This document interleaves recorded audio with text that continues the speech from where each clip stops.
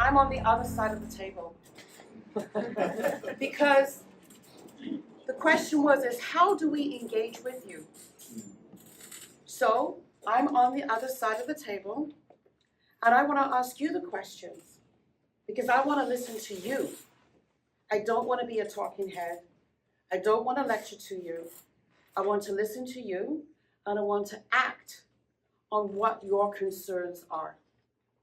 Good. So let's start from here, and you've got 3 seconds. 3 seconds. Okay, we'll make it 5.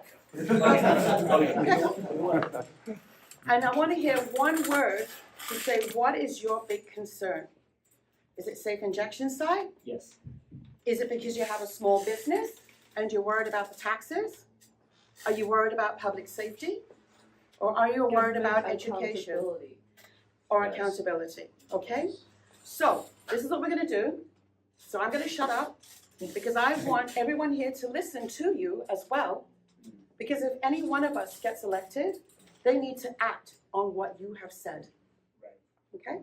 So let's start in the far back corner over here. Sir, Yeah. stand up, 3 seconds. Mr. President. No drugs for children. Perfect.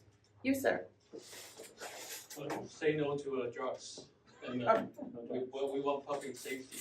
Perfect. Okay, so that's 2. You, lady, sir? Okay, quick. Economy. Sorry? Economy. The economy. Economy. I love that. Okay, you, sir? Just wondering, so because I was late, I'm just wondering, so the office is gonna, the injection, is it on or off? It's off. So Okay. what is your big concern? So it's off, will it come back? Okay, Yeah. all right. Yeah. Your question. Yeah. Who's next? Oh, sir? I think you. Yeah. No more drugs. No more drugs. Okay, Recovery available for everyone regardless of their income. okay, you, sir. A better process, so this should never be a surprise that you have this much objection against the motion. There should have been consultation. Okay, that's longer than 3 Yeah, seconds, I but know good. Yes, you, sir. Is the safe injection site will come back? I think that's for sure. It will come back. Yeah. Yeah. Okay, you, sir. Nothing? You? Safe community? When is it coming back? Yeah. See how I, no? Okay, cool. You, sir. Good communication with in the community. Perfect. You, sir? I actually want to know more about the other side's argument and the process. Okay. Who have I missed? Okay. Government accountability. Yeah. 我讲中文啊，你帮我翻译啊。我就是说，我很欣赏你，给我们提出的，就是说让他们把这个动议撤销，就是 Okay. 在家庭日3秒。3秒，OK，完就是不要发放那个药品， Okay. 药 Someone 品不 translate 骗 for me? No safe supply. Oh, no safe supply. Okay, perfect.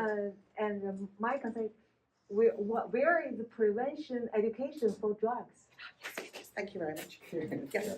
My point is transparent information delivered in school, delivered to parents. Yes. So parents need to know, Parents have a right to have a what voice their Right. kids be for their taught, kids. Yeah. be guided in the school. Yes. Okay. So, you, sir?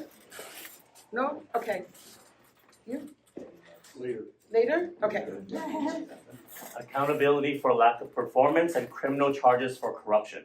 Perfect. Thank you. That's a good one. How to reverse the motion, reverse back, that motion is still there, right? Yes. So we are worried. Okay. Perfect. Okay. So, I've heard all of you. And so how do we take those words and your concerns and how do we make that become a reality and that your voice are actually heard in the legislature? So one of the things that I've seen is that voices are not being heard. No. I'm seeing it in Vancouver. Yes, granted, I do live in Vancouver, but I have a long history with Richmond. I'm a big advocate for youth at risk. I'm a big advocate for doing prevention. We're not focusing on prevention. A lot of the people who are in jail now have fetal alcohol syndrome because they're drinking alcohol. Girls are drinking alcohol and they get pregnant and then fries holes in the baby's brain. We have so many children who are in foster care. And there's no, as they age out, there's no proper support system for them in foster care. A friend of mine has just aged out of foster care. His 2 older brothers died 2 weeks apart from drug overdose. And then 3 weeks later, his mom died of alcohol poisoning. So there's no support system for these kinds of children. We need to have that. When it comes to community engagement, we need to have riding associations. We need to have the community come to a place where they can go voice their concerns to their MLA, and their MLA will act upon it. And I'll give you a really good example. In Vancouver, the Arbutus and West 7th, I don't know if anyone's heard about this. They want to build an SRO, but you can't call it an SRO anymore, a single room occupancy. It's 129 units of low barrier residences. No criminal background check is allowed. Free use of drugs and alcohol is allowed. 129 units, 15 meters away from an elementary school. That's sick. 20 meters away from a toddlers and seniors park. And right next door, it's a women's rehab shelter who now has to move. The community wanted to have built there housing for single parents. Makes perfect sense. But the government has said no, both on the municipal level and on the provincial level. So when the community came out to actually take the government to court, the provincial government put an injunction against them. And now they're not allowed to take anyone to court. And they want to build this 129 low barrier unit 15 meters away from a children's school. So it shows the government is not listening to you. So when we had that big uproar about the safe injection, actually it's called a safe consumption site, when they had that big uproar and you all came together, they finally started listening. But you're being pacified right now. So when it comes to election time, and if they win, it's going to come right back. Because now they're going to say, oof, we can do whatever we want. So my name is Michelle Molyneux. My background is I'm a soccer mom. I'm actually president of a youth soccer association. I'm a big advocate for kids being in sports. I'm also the board member of the Vancouver Youth Soccer Association. I'm also a past board member for the College of Registered Nurses and the College of Psychiatric Nurses, where the mandate was public safety, which is something people seem to forget in government right now.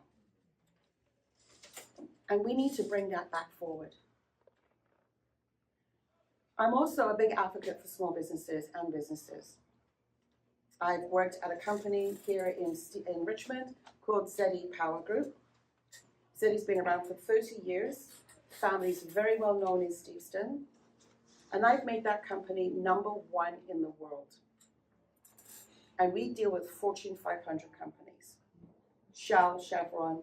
Yes, I'm in the energy sector. I'm not a climate denier. Well, like some people like to say the Conservative Party is. We're not. We talk about energy transition. And we want to educate people about energy transition. So for me, it's time that residences and citizens in all communities across British Columbia have that voice. I'm getting tired of not having my voice heard. And so that's why I'm running. I want to see riding associations active. I want to see, municipal offices and even, MLA offices, constituency office full of all of you coming in here saying that you have concerns or you've got some good news or you're having problems, and we're busy trying to help you and be that voice in legislature. So that's what we need to do, is have that open line of communication and that open line of transparency. Because right now, I'm not seeing it.